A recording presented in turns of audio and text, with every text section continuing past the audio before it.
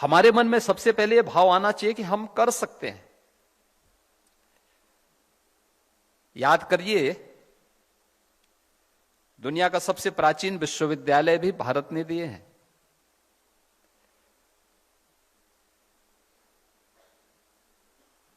अभी मैं यहां पर आने के पहले मैंने एक एरियल सर्वे किया, यहां के सेंटर ऑफ एक्सीलेंस मिडटेक का जो एक सेंटर बन रहा है, मैं देख रहा था वहां पे काफी बड़ा स्ट्रक्चर खड़ा हो चुका है और मैं मानता हूं कि अगले वर्ष कानपुर उत्तर प्रदेश वासियों को एक नया मिडटेक का सेंटर उपलब्ध करवा देगा। मैं इस बात को उस समय भी इस बात को अनुभव कर रहा था कि ये चीजें बहुत पहले होनी चाहिए थी। याद रखना, आज का समय प्रतिस्पर्धा का है। हम अगर पीछे छूट गए तो पीछे वाले की गिनती बहुत कम हो पाती है। जो पहले नंबर पर है उसके बारे में लोग मानते हैं, उसी को लोग सोचते हैं। दुनिया के प्राचीनतम विश्वविद्यालय तक्षशिला का एक उदाहरण आपके सामने में रखना चाहूंगा। तक्षशिला प्रभु श्री राम के अनुज भरत के पुत्र के नाम पर, तक्ष के नाम पर उस सिटी का नाम बना और उस विश्वविद्यालय की स्थापना होती है वहां। तक्षशिला विश्वविद्यालय जिसने भारत को सुश्रुत और चरक जैसे आयुर्विज्ञान से जुड़े हुए, आयुर्वेद से जुड़े हुए विद्वान दिए थे। वहां पर अपना अध्ययन करने के लिए जीवक नाम का एक वैद्य भी गया था। वो वैदिकी की शिक्षा लेने के लिए वहां गए थे। काफी दिनों तक वहां रहे। अध्ययन पूरा करने के बाद वह अपने आचार्य के पास जाते हैं, कहते हैं कि मैं बहुत दिन यहां रह चुका हूं, अब मैं वापस जाना चाहता हूं। क्या मैं अपने क्षेत्र में वापस जाकर के, अपने देश में वापस जाकर के इस क्षेत्र में अपने ज्ञान से लोगों को लाभान्वित कर सकता हूं? तो आचार्य ने उन्हें कहा कि भाई, मैं परमिशन एक शर्त के साथ दूंगा कि जाइए, ये सामने वन है, इस वन में उस वनस्पति को ढूंढ के लाओ जिसमें औषधीय गुण न हो। तो निकलते हैं, जीवक निकलते हैं और निकल करके वो 15 दिनों तक उन्होंने पूरे वन की खाक छानी, एक एक जगह देखते गए और उन्होंने अंत में आकर के अपने आचार्य से कहा कि नहीं, कोई ऐसी वनस्पति नहीं जिसमें औषधीय गुण न हो, और इस वन में कोई भी ऐसी वनस्पति मुझे नहीं मिली। आचार्य ने उन्हें कहा कि आप पारंगत हैं और जाइए, आगे का मार्ग आपका प्रशस्त हो। यह महत्वपूर्ण है इसलिए क्योंकि भारतीय मनीषा ने इस बात को कहा है कि अमंत्रम अक्षरम नास्ति, नास्ति मूलो अनौषधय, अयोग्यो पुरुषो नास्ति, योजकः तत्र दुर्लभ। यानी कोई ऐसा अक्षर नहीं जिसमें मंत्र बनने की क्षमता न हो। आखिर कोई मंत्र बना होगा तो अक्षरों के संयोजन से ही बना होगा ना। और कोई वनस्पति ऐसी नहीं जिसमें औषधि बनने की सामर्थ्य न हो,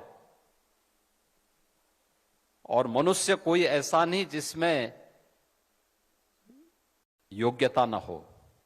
अगर ये सब अगर मनुष्य अयोग्य है,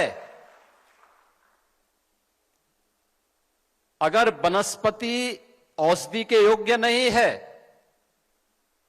अगर अक्षर मंत्र बनने के योग्य नहीं है, तो ये मान करके चलिए कि कोई योजक नहीं है, जोड़ने वाला नहीं है। और मुझे लगता है कि आईआईटी जैसे संस्थानों के पीछे की मंशा यही है कि वह उस योजक के रूप में काम कर रहे हैं, और ये समन्वय का कार्यक्रम उस योजक के रूप में एक नई कड़ी की, एक नई भूमिका का निर्वहन करने के लिए आज यहां पर आयोजित है। अक्सर हम देखते हैं, अक्सर हम इस बात को देखते हैं, अनुभव करते हैं कि हमारी अकादमिक संस्थाएं अपने आप में एक टापू बन गई।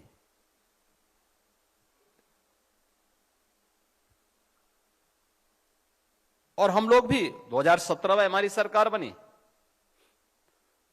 पहले 3 वर्ष तक हम लोग भी बहुत ज्यादा संस्थाओं से बहुत हम लोगों का कनेक्शन नहीं था। लेकिन जब 2020 में कोविड ने अपनी दस्तक दी, तब हम लोगों की भी आंखें खुली कि भाई हमें कुछ इसमें देखना चाहिए। और तब आईआईटी कानपुर के साथ हमारे फिर बेहतरीन संबंध बने, क्योंकि लोग बोलते होंगे कि कोविड का आईआईटी कानपुर से क्या संबंध है। तो प्रोफेसर मनिंदर अग्रवाल जी के द्वारा जब अपने मैथमेटिकल डायग्राम उनके द्वारा कोविड के दिए जाते थे, हम लोग इन सभी डायग्राम को स्वाभाविक रूप से हमारे कार्यक्रम का हिस्सा बनता था, और हम लोग उन सबको जगह जगह भेजते थे। पीएमओ में भी जाता था, अन्य जगह जाता था। तो पीएम ने पूछा मुझसे, प्रोफेसर मनिंदर अग्रवाल, मैंने कहा आईआईटी कानपुर से। अन्य चीजों के बारे में भी चर्चा होने लग गई। हमें लगा कि आईआईटी कानपुर जो आकलन कर रहा है, परिणाम उसके नजदीक हैं या उसी के अनुरूप हैं। और कोविड को नियंत्रित करने के लिए हमारी जो टीम काम कर रही थी, उसको बड़ी मदद मिलती थी उससे। फिर हमने इस कोलैबोरेशन को आगे बढ़ाया, और आज खैर यद्यपि हमें यहां पर डिफेंस मैन्युफैक्चरिंग कॉरिडोर में भी आईआईटी कानपुर सपोर्ट कर रहा है, सहयोग कर रहा है। और मेट्रिक का जो सेंटर ऑफ एक्सीलेंस आपका बन रहा है, उसमें भी हम लोग इसीलिए स्टेट गवर्नमेंट को जोड़े हैं कि राज्य सरकार भी उसमें सहयोग कर सकें, क्योंकि उत्तर प्रदेश इस दिशा में बहुत कुछ योगदान दे सकता है। देश की आबादी का 17 से 18% आबादी जिस राज्य में निवास कर रही हो, वो राज्य हाथ पे हाथ धरे हुए नहीं बैठ सकता, उसे इस दिशा में प्रयास करना ही होगा। और फिर हम लोगों ने जब इस क्षमता को देखा है, आज मुझे अच्छा लगा कि समन्वय का यह कार्यक्रम आईआईटी कानपुर और इंडस्ट्री लीडर्स के बीच में या उनके प्रतिनिधियों के बीच में आज यहां पर आयोजित हो रहा है। मेरा यह मानना है कि हर व्यक्ति में कोई ना कोई विजन जरूर होगा, वो कुछ तो सोचता होगा। कुछ लोग सोचेंगे, कुछ लोग उसमें कुछ कदम आगे बढ़ेंगे, और कुछ लोग उसको पूरी तरह लागू करने के लिए अपने आप को तैयार कर पाएंगे। याद रखना, मन के भी जो चेतना है हमारी, उसकी भी 3 गति होती है। एक है जो केवल चेतन अवस्था में रहता है, हम चेतन स्थिति में हैं। हमने सोचा, हर व्यक्ति सोचता है, कभी कुछ सोचता है, कभी कुछ सोचता है।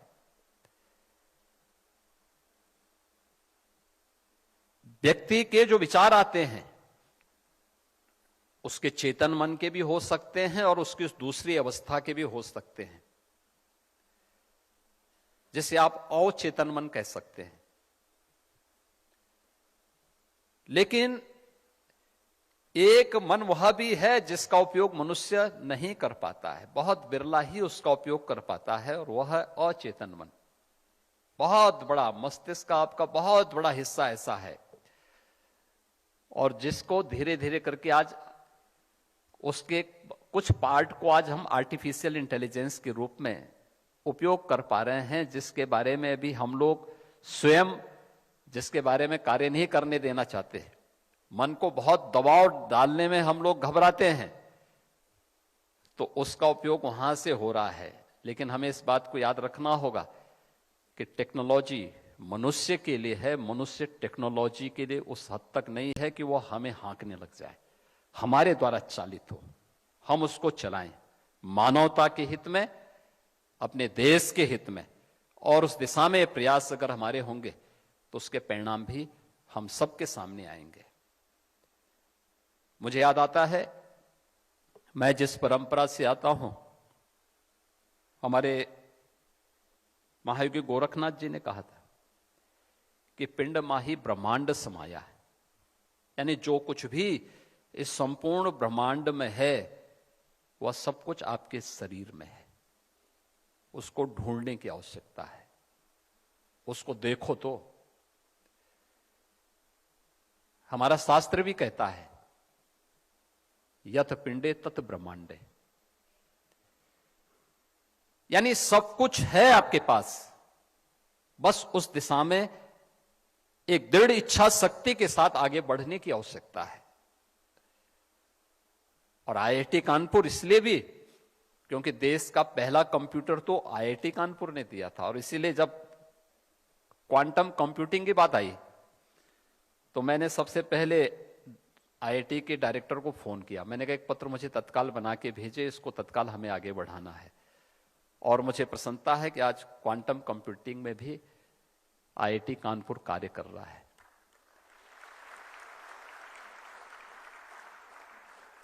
याद रखना, क्वांटम कंप्यूटिंग के लिए यह आईआईटी है। आप लोग यहां पर साइंस में भी काम कर रहे हैं, टेक्नोलॉजी में काम कर रहे हैं, इंजीनियरिंग में, मैथमेटिक्स में, सब में काम कर रहे हैं। मैथमेटिक्स का कर्माकर थ्योरी भारत की ही एक गणितज्ञ ने दी है, और मुझे लगता है कि कर्माकर इस समय काफी बड़ी उम्र के हो चुके हैं, और मेरा प्रयास होगा कि मैं उन्हें आईआईटी कानपुर के साथ जोड़ूं। आप देखना, क्वांटम कंप्यूटर से भी बेहतर कंप्यूटर वो देने की सामर्थ्य रखते हैं।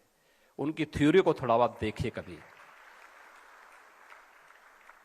उसकी स्पीड, अगर आप कभी उसके बारे में जानेंगे आप उसको आगे बढ़ा सकते हैं।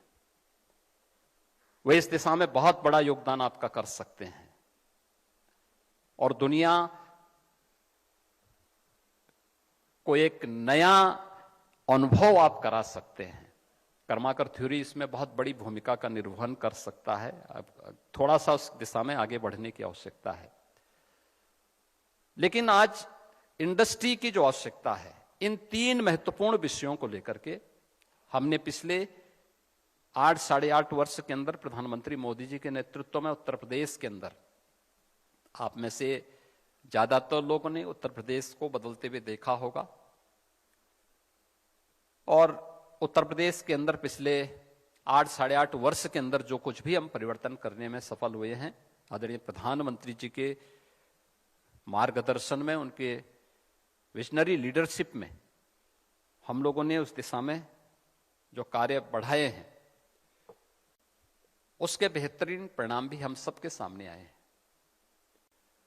हम मानते थे 2017 के पहले एक निराशाजनक वातावरण था, लोगों के मन में लगता था कि ये सब नहीं हो सकता है।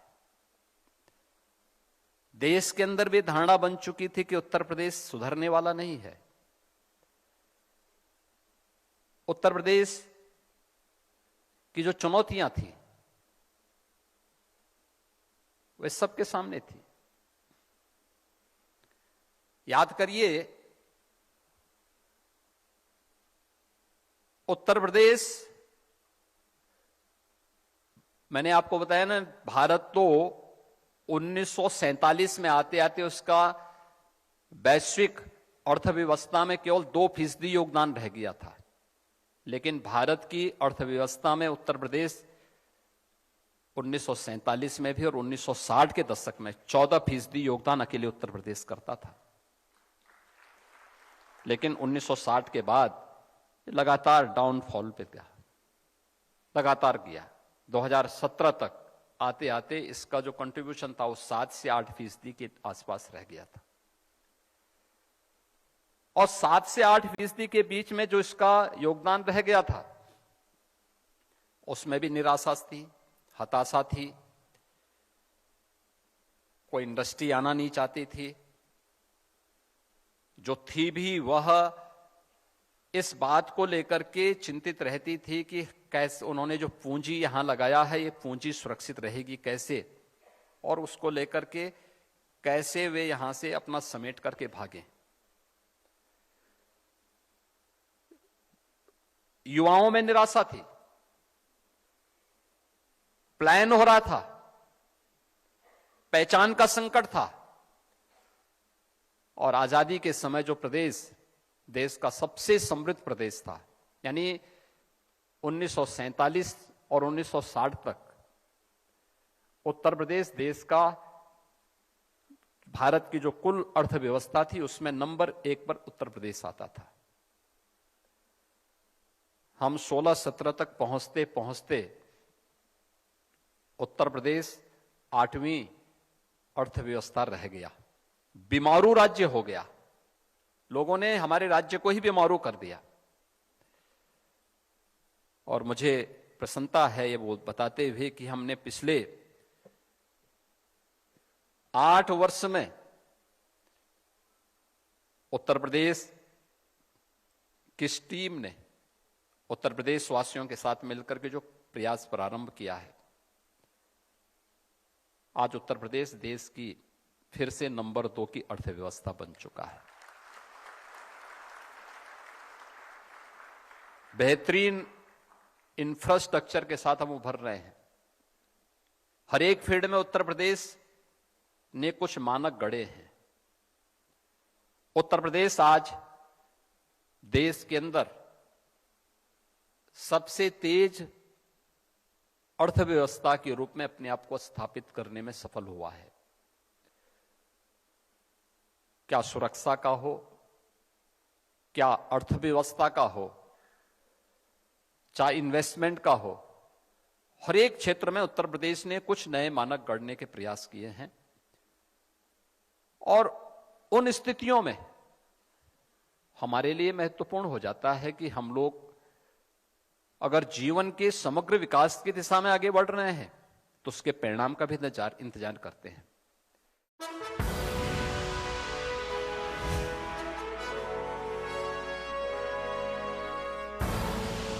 आप देख रहे हैं के न्यूज, खबरों का सारथी।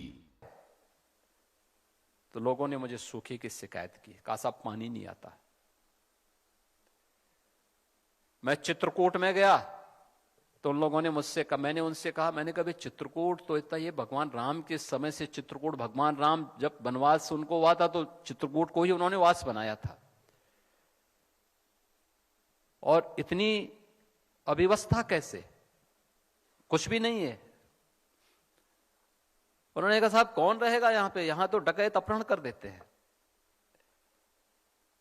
मैंने कहा कैसे? कहा कि वो किसी को भी अपहरण कर लेते हैं, कोई व्यापारी हो, उद्यमी हो, कोई तीर्थयात्री आ गया, ये सब वो कर लेते हैं यहां पे। अलग अलग जनपदों की अपनी समस्याएं थी। आज आप जाएंगे, बेहतरीन कनेक्टिविटी बुंदेलखंड की है, डकैत मुक्त हो गया है। अब वहां इन्वेस्टमेंट आ रहा है। डिफेंस कॉरिडोर के 2 नोड झांसी और चित्रकूट में स्थापित हो रहे हैं। हर घर नल पहुंच चुका है और हर खेत को पानी पहुंच रहा है। वहां पे ये चेंज आया है। आप आश्चर्य करेंगे, महोबा उसी बुंदेलखंड का एक जनपद है। एक पेयजल की, एक सिंचाई की स्कीम थी, 30 सालों से लंबित थी। हम लोगों ने एक समय सीमा में उसको पूरा किया। पूरा करने के बाद हमने एक टीम को लगाया। हमने कहा भी देखो इस स्कीम के आने के पहले, स्कीम के आने के बाद क्या परिवर्तन हुआ है वहां के किसानों के जीवन में, आम नागरिक के जीवन में। और जब परिणाम मेरे सामने आए, आप आश्चर्य करेंगे कि एक किसान जो वहां पर अपना 1 बीघा लैंड 5,000 रुपए कमाता था साल में, आज वही किसान 50,000 रुपए साल में कमा रहा है। ये 10 गुने की जो वृद्धि हुई है, ये केवल एक किसान की आमदनी में नहीं हुई है, उत्तर प्रदेश की आमदनी में हुई है, राज्य की आमदनी में हुई है, नेशनल जीडीपी में उसने योगदान दिया है। ये विकसित भारत के लिए हर एक सेक्टर को हमें चिन्हित करना पड़ेगा। पर्यावरण के लिए क्या कुछ हम करना चाहते हैं,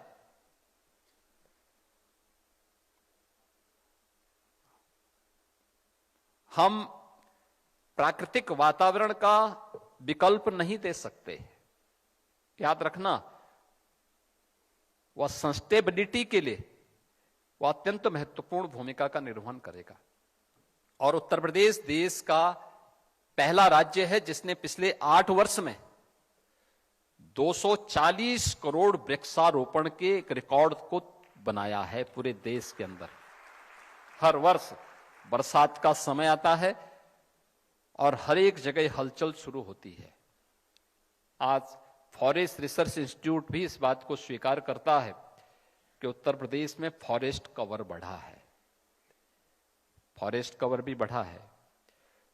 यानी सस्टेनेबल डेवलपमेंट के वे सभी 16 गोल्स को अचीव करने की दिशा में जो प्रयास प्रारंभ हुए हैं, आज उसका परिणाम है कि 6 करोड़ लोग उत्तर प्रदेश के अंदर गरीबी रेखा से उभर करके आज एक सामान्य नागरिक के रूप में जीवन यापन कर रहे हैं। उन्हें भी अच्छा जीवन, क्वालिटी ऑफ लाइफ के बारे में वे भी सोच सकते हैं, खुशहाल जीवन के बारे में वे भी सोच सकते हैं। यह परिवर्तन लाया जा सकता है। साइबर सिक्योरिटी के बारे में हम बेहतरीन रिजल्ट दे सकते हैं। आज सबसे ज्यादा हमारे सामने चुनौती है साइबर सिक्योरिटी के क्षेत्र की, सबसे ज्यादा मामले आ रहे हैं। और राज्य सरकार ने भी उस दिशा में कुछ कदम बढ़ाए। पिछले 8 वर्ष के दौरान हम लोगों ने, जब हम लोग आए थे, केवल हमारे पास 2 थाने थे। एक थाना था गौतम बुद्ध नगर में, एक लखनऊ में, और दोनों भी क्रियाशील नहीं थे। हम लोगों ने आने के बाद सबसे पहले 75 के 75 जनपदों में एक साइबर सिक्योरिटी से जुड़ा हुआ साइबर थाना की स्थापना की। फिर हमारे जो 1583 थाने थे राज्य भर के, इन सभी में साइबर हेल्प डेस्क भी दिया। और उत्तर प्रदेश के अंदर कानून के राज की स्थापना की दिशा से अपनी state forensic and cyber security का इंस्टीट्यूट की भी स्थापना राज्य के अंदर करते हुए आज वहां पर बेहतरीन इकोसिस्टम को डेवलप किया है। लेकिन अभी इसमें बहुत कुछ किए जाने की आवश्यकता है। अभी इस दिशा में बहुत कुछ करने की गुंजाइश है और उस दिशा में हम लोग आईआईटी कानपुर के भी संपर्क में हैं और आईआईटी कानपुर से भी सहयोग की अपेक्षा रखते हैं।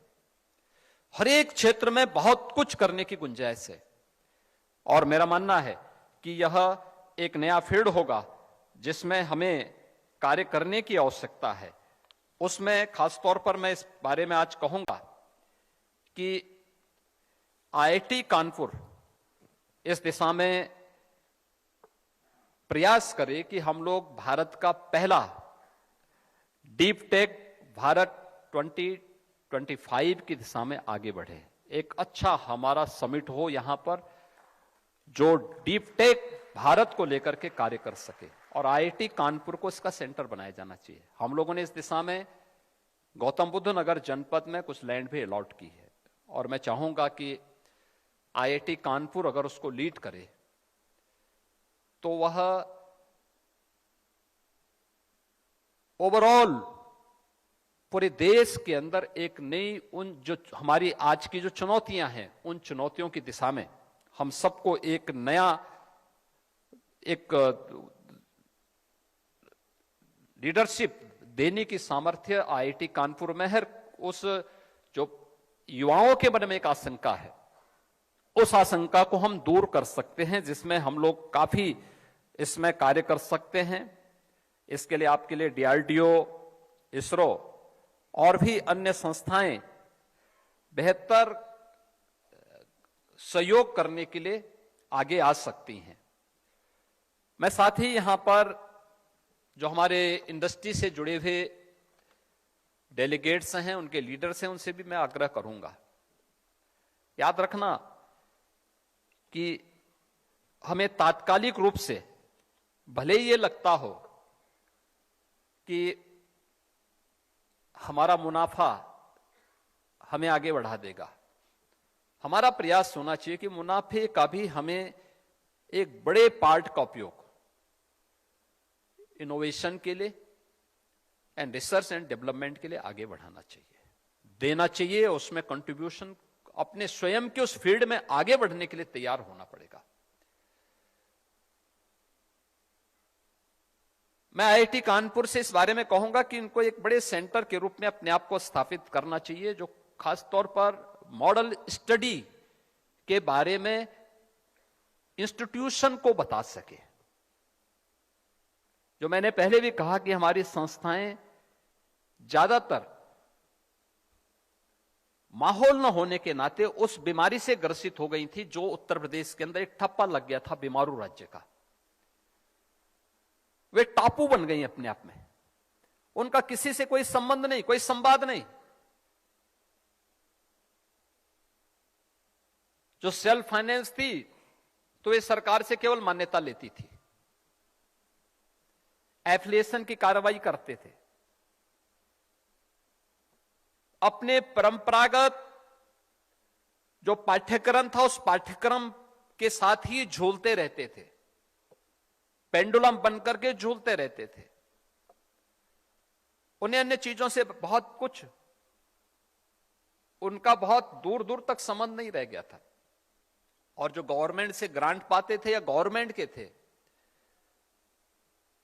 उनकी इतनी फुर्सत नहीं थी उनके पास, क्योंकि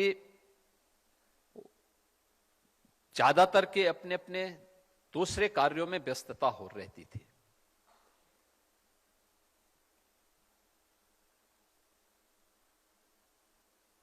यहां पर मॉडल स्टडी के लिए कोविड कालखंड में हम लोगों ने प्रोफेसर मनिंदर अग्रवाल जी के नेतृत्व में यहां पर एक टीम को इसके बारे में कहा था कि उत्तर प्रदेश के अंदर कोविड मैनेजमेंट पर जो कार्य हुआ है, आप इस पे एक स्टडी करिए। मॉडल स्टडी यहां पर आईआईटी कानपुर ने किया था और अच्छी दिशा में बढ़ा था। हमें अभी इस दिशा में बहुत कुछ करना होगा। जो मैंने आपको बताया था ना, चेतना के जो अलग अलग आयाम हैं, ये भी आपको उसी दिशा में आगे बढ़ाते हैं। जो चेतन मन है वो आपकी मॉडल स्टडी का माध्यम बन सकता है, और चेतन मन है वहां आपके इनोवेशन का आधार बन सकता है, और अचेतन मन है वो आपका R&D का एक बहुत बड़ा टैंक बन सकता है। एक थिंक टैंक के रूप में आप अपने आप को स्थापित कर सकते हैं।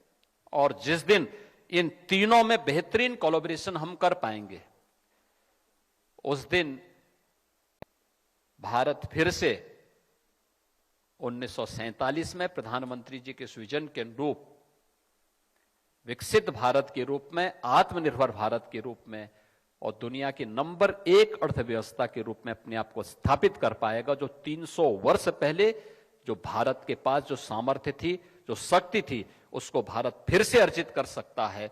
उसको अर्जित करने की दिशा में हम सबको एक सामूहिक प्रयास करना होगा। और यह समन्वय का कार्यक्रम, जिसमें एकेडमिया, इंडस्ट्री एक मंच पर आकर के इन मुद्दों पर, खासतौर पर artificial intelligence, cyber security and sustainability के क्षेत्र में हम लोगों को क्या कुछ करना है, तीनों मिलकर के जिस अभियान को आगे बढ़ाना चाहते हैं, ये चीजें और बेहतर तरीके से आगे बढ़ पाएंगे। मैं आज के इस अवसर पर समन्वय के इस कार्यक्रम के लिए IIT कानपुर को हृदय से धन्यवाद देता हूं और मुझे विश्वास है कि यहां से जो मंथन होगा उस मंथन को किसी एक निष्कर्ष पर आप सब पहुंचाने में सफल होंगे। आप सबके प्रति मेरी शुभकामनाएं हैं। धन्यवाद। जय Hind.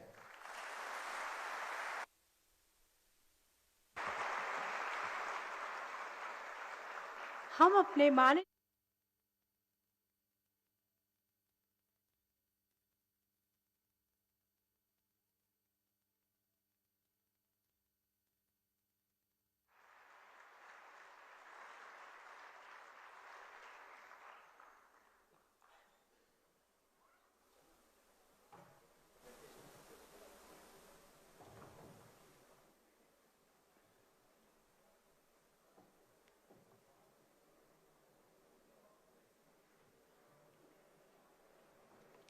I request everyone to please settle down.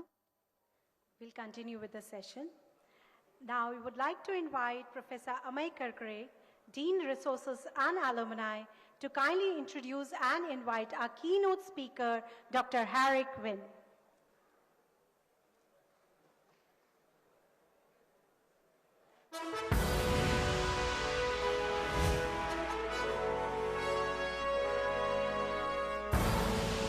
आप देख रहे हैं के न्यूज, खबरों का सारथी। नमस्कार, लाइव न्यूज में आप सभी का स्वागत है। मैं हूं आपके साथ गरिमा वाजपेयी। खबरों में आगे बढ़ेंगे उससे पहले एक नजर आज की हेडलाइंस पर डालते हैं। आज भारत आएंगे भूटान के प्रधानमंत्री शूरिंग टोब्गे पत्नी के साथ जाएंगे गया और अयोध्या। दिल्ली में आज से जीएसटी परिषद की होगी बैठक। वित्त मंत्री निर्मला सीतारमण की अध्यक्षता में होगी बैठक। बैठक में जीएसटी रिफॉर्म पर लिया जाएगा फैसला। दिल्ली में बिहार बीजेपी नेताओं की होगी बैठक। आज केंद्रीय गृह मंत्री अमित शाह के आवास पर होगी बैठक। बिहार विधानसभा चुनाव को लेकर रणनीति पर होगी चर्चा। दिल्ली सीएम रेखा गुप्ता का आज फिर से लगेगा जनता दरबार। सीएम पर 20 अगस्त को जनसुनवाई के दौरान हुआ था हमला। दिल्ली पुलिस और सुरक्षा एजेंसियां पूरी तरीके से अलर्ट।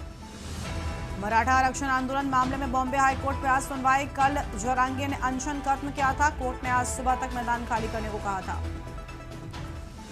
दिल्ली में 10,000 लोगों का रेस्क्यू। पंजाब के 1400 गांवों में बाढ़। अब तक 30 की मौत। हरियाणा में 200 स्कूल बंद।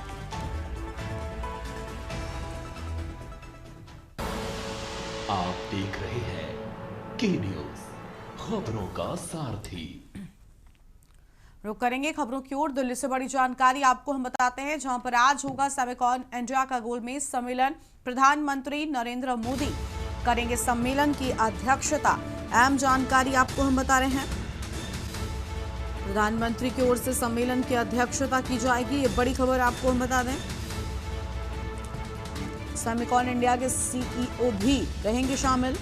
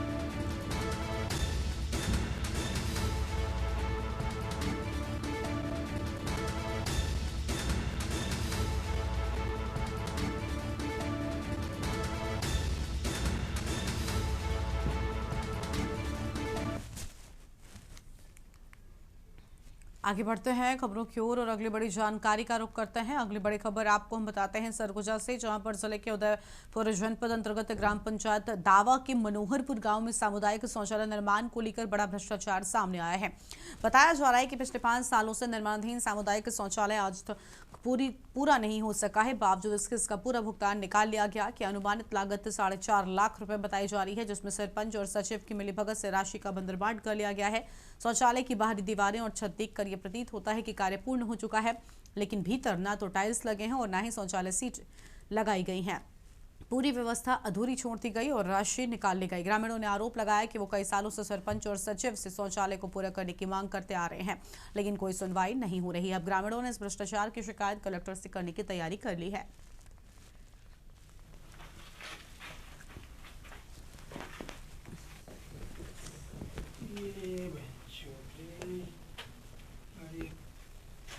फेसबुक में इसकी साइलेंट वीडियो अपलोड कर दिया था।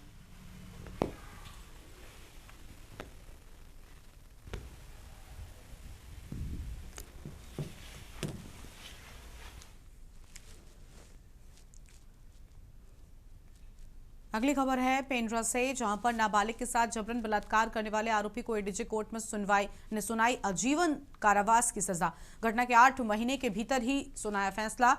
आरोपी पंकज पठारी के खिलाफ हुआ था मामला दर्ज। आरोपी के खिलाफ पेंड्रा थाने में पॉक्सो एक्ट के तहत दर्ज किया गया था अपराध। अपर सत्र न्यायाधीश पेंड्रा रोड ज्योति अग्रवाल ने सजा सुनाई है।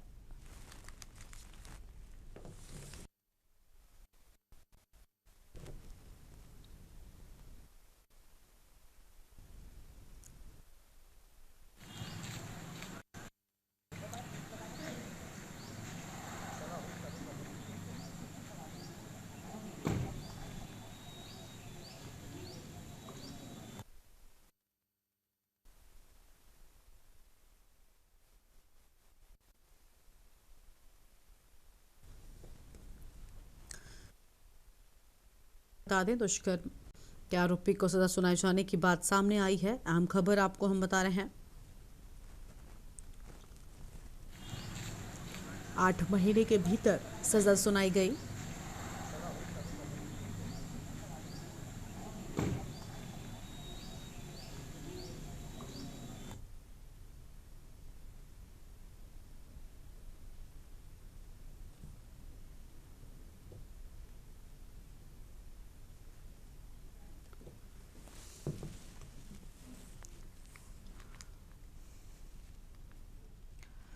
बस्तर जिले के लोहंडीगुड़ा विकासखंड में शिक्षा विभाग के अंशकालीन स्कूल सफाई कर्मचारी कल्याण संघ ने बाढ़ प्रभावितों की मदद के लिए मानवीय पहल की मिसाल पेश की है। संघ के करीब 150 सदस्यों ने ग्राम मांदर में पहुंचकर स्वेच्छा से श्रमदान किया और पीड़ित ग्रामीणों ने घरों की सफाई में सहायता प्रदान की है। बाढ़ से ग्राम मांदर में कई मकान पूरी तरीके से ध्वस्त हो गए हैं, जबकि अनेकों घरों को आंशिक नुकसान पहुंचा है। कई घरों में 1 फीट तक मलबा जमा हो गया था, जिससे रहवासियों को बड़ी परेशानी का सामना करना पड़ रहा था।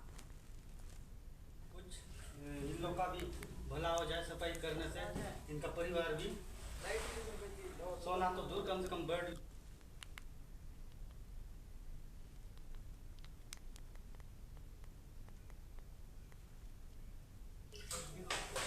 पटेल जी, यहाँ किस चीज की सफाई हो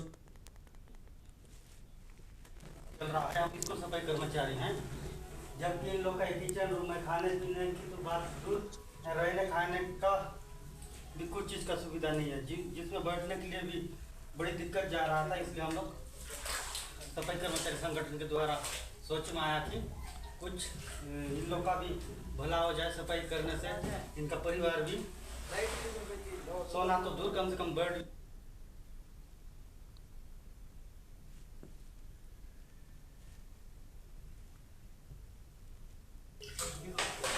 पटेल जी, यहाँ किस चीज की सफाई हो रहा है? यहाँ पर बाढ़ पीड़ित परिवारों का सफाई। छत्तीसगढ़ के सरगुजा जिले के उदयपुर वन परिक्षेत्र में एक बार फिर वन्य जीवों की आवाजाही से हलचल मच गई है। क्षेत्र में कोल माइंस एरिया में 12 हाथियों का दल पहुंच गया, जो बीते 2 दिनों से साल ही धाटपर्रा, हरिहरपुर और फतेहपुर के जंगलों में घूम रहा है। जानकारी के अनुसार सुबह के समय हाथियों का ये दल जनार्दनपुर जंगल की ओर चला गया, लेकिन जैसे ही शाम ढलने लगी, हाथी फिर से सड़क पार करते हुए अंबिकापुर बिलासपुर मार्ग को पार कर वापस साल ही धाटपर्रा और फतेहपुर के जंगलों में लौट आए।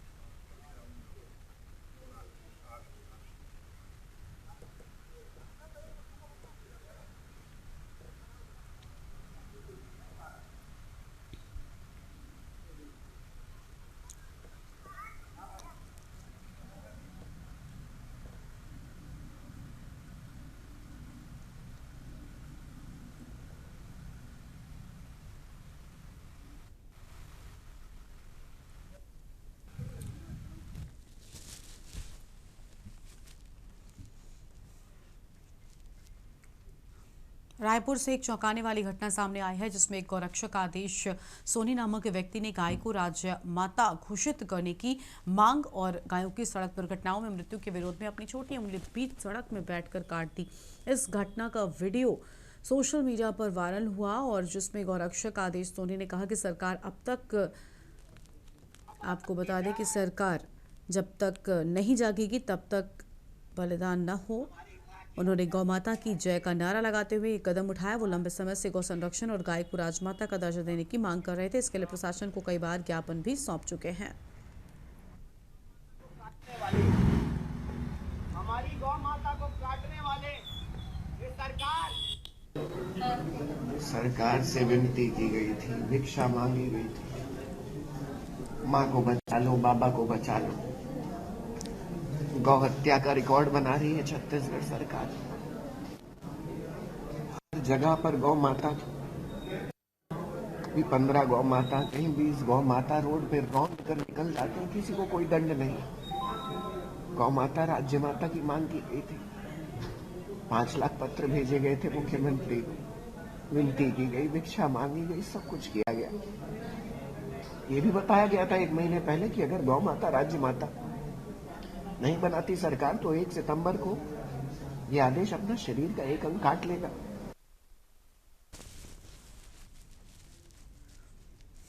अगली खबर है बेमेतरा से, जहां पर आगामी गणेश विसर्जन और ईद मिलाद पर्व को सौहार्दपूर्ण और शांतिपूर्ण ढंग से संपन्न कराने को लेकर मंगलवार शाम कलेक्ट्रेट के दिशा सभा कक्ष में जिला स्तरीय शांति समिति की बैठक आयोजित की गई। बैठक की अध्यक्षता कलेक्टर एवं जिला दंडाधिकारी रणबीर शर्मा ने की। इस दौरान समाज के विभिन्न वर्गों के प्रतिनिधि, जनप्रतिनिधि, पुलिस और प्रशासनिक अधिकारी मौजूद रहे। कलेक्टर रणबीर शर्मा ने सभी से अपील की कि दोनों पर्वों को आपसी भाईचारे, संयम और सौहार्द के साथ मनाएं।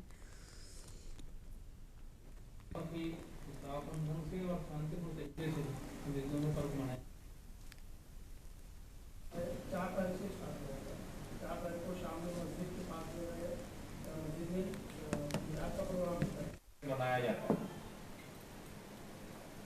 और हम सभी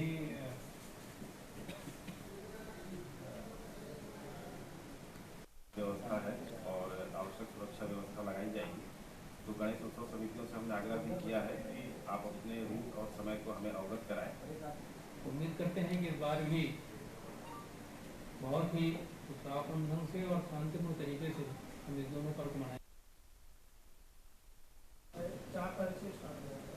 4 तारीख को शाम में मस्जिद के पास जो है, मस्जिद में बेमेतरा जिले में गणेश विसर्जन और ईद दोनों ही त्योहारों को लेकर के आज शांति समिति की बैठक जिला स्तर पर आयोजित की गई। इसके माध्यम से सभी से चर्चा भी की गई और सभी को प्रशासन के जो व्यू हैं उससे भी अवगत कराया गया, जिसमें जो है डीजे जो है प्रतिबंधित है। साथ में यदि जुलूस निकालते हैं तो उसको जो है व्यवहारिक रूप से देखते हुए निकालें, सड़कों पर किसी तरीके से कोई जाम ना हो, समय का जो है पालन करें। साथ ही जिस जगह गणेश विसर्जन करते हैं वहाँ पर भी जो है नदी नाले की स्थितियाँ होती है तो उसकी स्थिति को देख करके जो है विसर्जन किया जाए, सुरक्षित तरीके से विसर्जन किया जाए। आज जिला स्तरीय शांति समिति की बैठक कलेक्ट्रेट में रखी गई थी और इसमें सभी समुदाय के अध्यक्ष और सभी धार्मिक जो समुदाय हैं उनके भी अध्यक्ष यहाँ उपस्थित थे। सभी समाज के अध्यक्ष उपस्थित थे। प्रेस और मीडिया के हमारे साथी उपस्थित थे। एसपी साहब और एडीएम, एसडीएम भी उपस्थित थे। शांति समिति बैठक का मुख्य उद्देश्य होता है कि त्योहारों के दौरान जो प्रोसेशंस निकलते हैं या जो धार्मिक आयोजन होते हैं उसमें शांति व्यवस्था बनी रहे।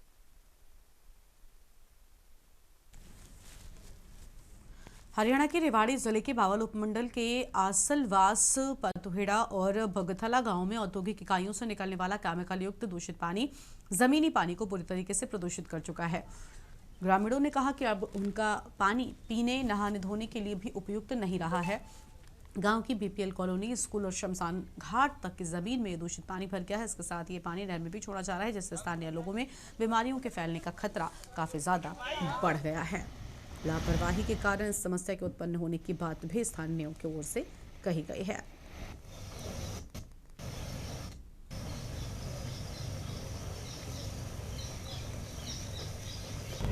हमने कुछ दिन पहले भी SIDC पानी की ऋण सबसे बोला गया था, लेकिन उसका कोई हल नहीं हुआ। अभी भी आपने देखा होगा, सबने प्रदेशवासियों ने सुना था, ये अभी जो अपना विधानसभा के अंदर मानसून सत्र था तो हमारे MLA ने मुद्दा उठाया था। ऐसी बात नहीं है, प्रशासन और SIDC इस चीज़ से सजग नहीं है, जानबूझ के परेशान किया जा रहा है। गांव की ये BPL कॉलोनी है जिसमें किसी ने कर्जा लेके किस तरह अपने मकान बनाए हैं और अब वो गिरने की कगार पर है। तो हम यही आग्रह करते हैं SIDC से अपने पानी का हल करे। जैसे कि आपको पहले भी पता है कि कुछ दिन पहले SIDC वालों ने टाइम मांगा था मेरे से, अब भाई 4-5 दिन का टाइम दे दीजिए, हम पानी की समस्या का हल कर देंगे। लेकिन उसके बावजूद भी आज आधे से ज़्यादा गांव डूब चुका है। स्कूल, मंदिर की दीवार गिर गई है और जहां शमशान घाट है, अगर कोई अनहोनी हो जाए तो हम दाह संस्कार नहीं कर सकते। ऐसी इतना गंदा पानी इन्होंने जानबूझ के छोड़ रखा है। इकट्ठे हो रहे हैं आज सर जी, ऐसे लिया हमारे नहर के तट तमाई मकान नहीं और पानी भरे 5-5 फुट। हमारी लैटरिन तमाई भी पानी हुआ होगा, पीवन का भी होगा, फिर क्या करें हम? ऐसा जीना दरकार, SIDC वाले की गलती है सारी। मामला अभी मेरे संज्ञान में आया है तो दोनों विभाग के अधिकारियों को मैंने बुलाया है। पहला मामला जो HSIDC का पानी गांव के अंदर जा रहा है उसके ऊपर कार्रवाई करने के लिए HSIDC के अधिकारियों से यहां बुला के मैं पता करवाऊंगा और वहां से जो पानी का डिस्पोजल है वो गांव के अंदर ना जाए, जहां पे भी HSIDC का डिस्पोजल है उसी के अंदर जाए। अगर ज़्यादा मात्रा में पानी आ रहा है तो उसको भी वो अपने डिस्पोजल प्रॉपर करें। बिजनौर से खबर है, जहां पर कुलदार ने किया 8 वर्षीय बच्चे पर हमला, उसकी मौत हो गई। कब्जादार के छात्र की मौत से परिवार में कोहराम मचा हुआ है। मौके पर पहुंची पुलिस और वन विभाग की टीम। अब तक 32 जाने ले चुका है हिंसक गुलदार। गुलदार की दहशत से विजात्मा मिलने से नाराजगी। मंडावली क्षेत्र के रामदास वाली गांव का पूरा मामला सामने आया है।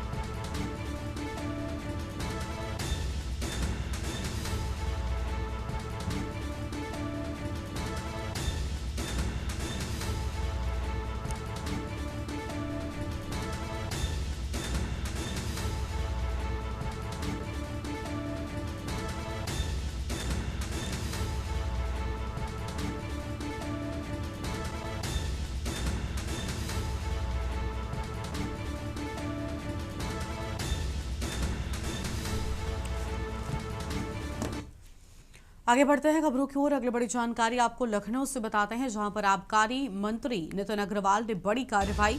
महोबा के आबकारी अधिकारी राजेंद्र प्रसाद वर्मा को निलंबित हुए और 26 अगस्त को वायरल हुआ था घूसखोरी का वीडियो में रिश्वत लेते देखे तो जिला आबकारी अधिकारी। वायरल वीडियो का संज्ञान लेकर मंत्री ने बड़ा फैसला लिया है। डीएम जांच आख्या में दोषी पाए गए थे राजेंद्र प्रसाद। बड़ी जानकारी आपको हम बता रहे हैं।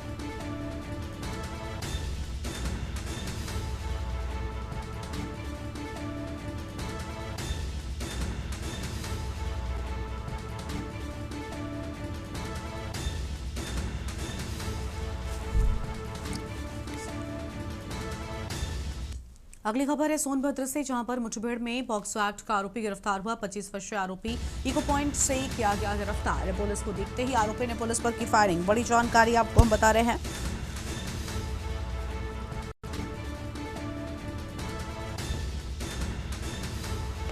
पुलिस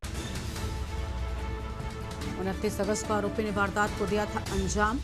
पुलिस ने दबोचा आरोपी के दाहिने पैर में लगी गोली, अस्पताल में भर्ती। 29 अगस्त को आरोपी ने वारदात को दिया था अंजाम। 3 वर्षीय अबोध बालिका को बनाया था हवस का शिकार।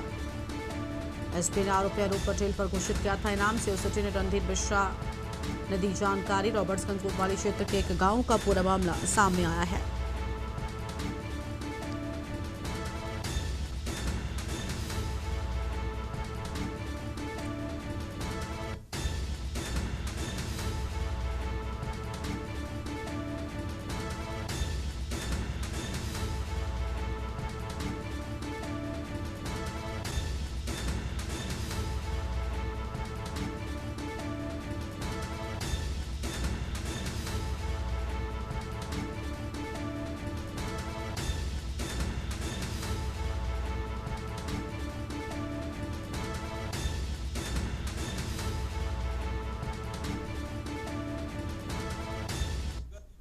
गंज में पंजीकृत मुकदमा अपराध संख्या 897/25 में बालिका के साथ दुष्कर्म के प्रकरण में वांछित अपराधी अनूप पटेल, जो 25,000 का इनामिया था, आज मुठभेड़ के बाद गिरफ्तार हुआ है। मौके पर एफएसएल टीम द्वारा साक्ष्य संकलन की कार्रवाई की जा रही है। अभियुक्त अनूप पटेल को जिला चिकित्सालय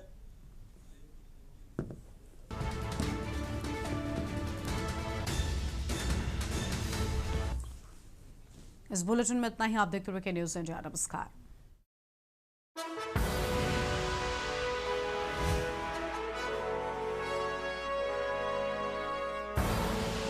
आप देख रहे हैं के न्यूज़, खबरों का